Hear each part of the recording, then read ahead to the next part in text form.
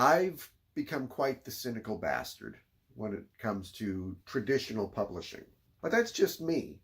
I know a lot of you out there, you're determined. I'm going to do it, James. I'm going to do it. I'm going to get to the top of the bestseller list. I'm going to get an agent. I'm going to get one of the big publishing houses. They're going to put my book out, and it's going to be huge. And you know what? 0.0000001% of you are right. At the end of this video, I'm going to give you some advice. But for right now, you want to know how a query letter works. And I happen to have one.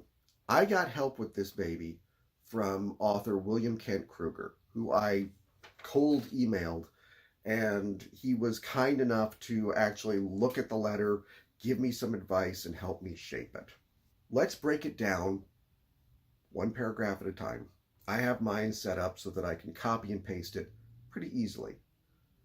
But you will have to make minor adjustments to yours depending on the agent that you're sending it to.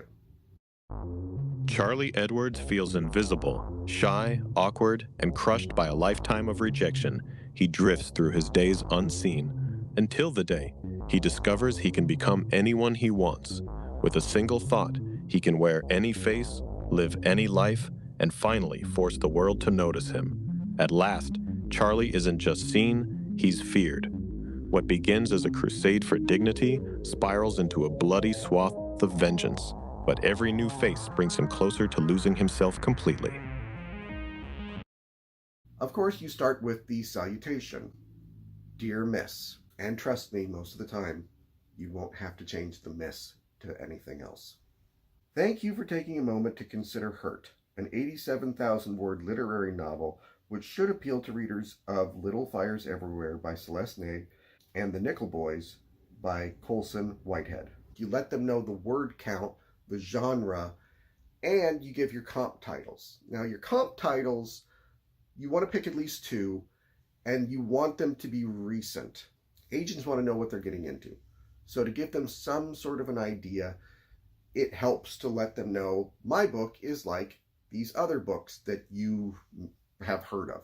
And they have to be books that they would have heard of, and they have to be recent. Don't say, my book will appeal to readers of To Kill a Mockingbird. They don't want that. Pick books that came out in the last 5 years, preferably that came out in the last 2 or 3. Now, the next paragraph, that is the back cover of your book. That's the summary, the 1-paragraph summary of your book. What's it about? Write it like it would appear on the back cover of a book. This is where you're going to show off your writing skills. So make sure that you are grabbing them, that you are giving them something that intrigues them.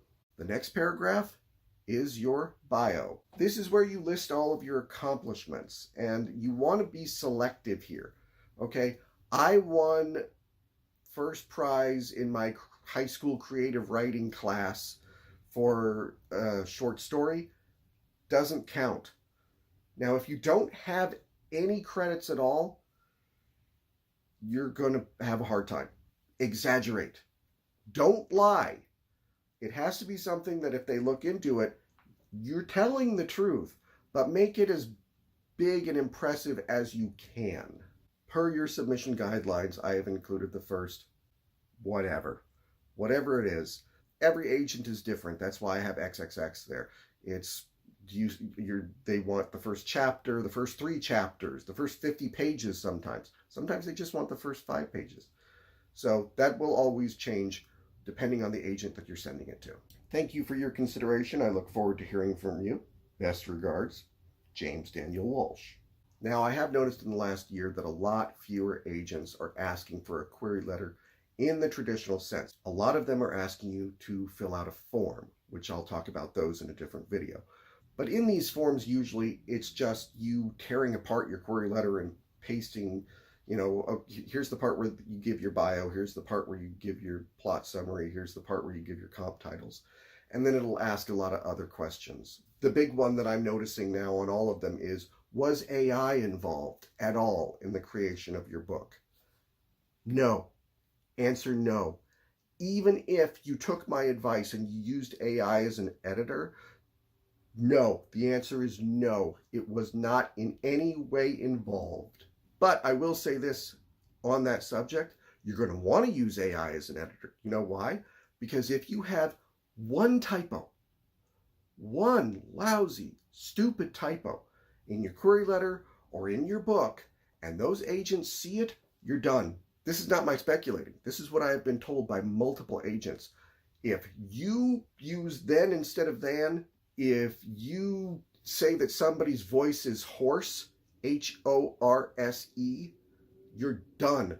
Use AI, go through your manuscript, go through your query letter, make sure that there are no typos at all. I said earlier that I was going to give you some advice. Here it is. You want to be able to say that you did your best, that you tried. I get that. I really do. Polish your manuscript. Go through it with a fine-tooth comb. Make that thing shine. Do the same with your query letter. Go to a website called Query Tracker. It has a list of all the agents, what they're looking for.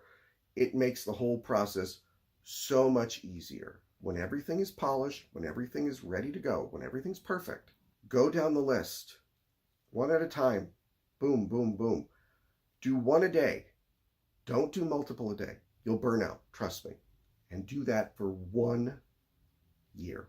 If no agent has wanted your book by then, no agent is going to want your book.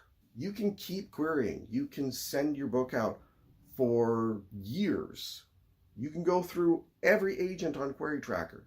But after 365 agents, you've got your answer. Don't just sit on your ass for that year. Don't just have sending your one query letter out a day be the only thing you do. Keep polishing your book. Read it. Reread it.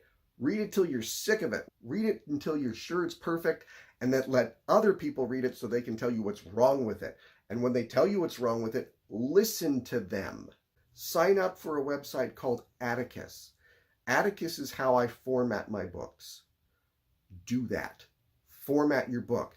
Have a ready-to-go EPUB file. Let it sit there on your hard drive while you query agents. But then, at the end of your year, self-publish. Landing an agent is step one in a 10-step process.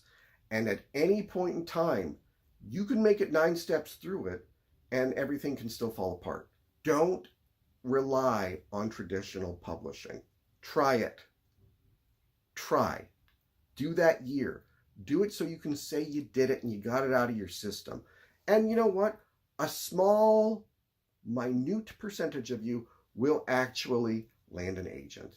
It's better that you have your book out in the world than sitting on your hard drive because you think that it's not good enough because you didn't get an agent. So, here's your query letter. Here's your template for it. Make it your own. Give it a shot. Do your best. But don't put all of your self-worth on whether or not that letter gets you an agent.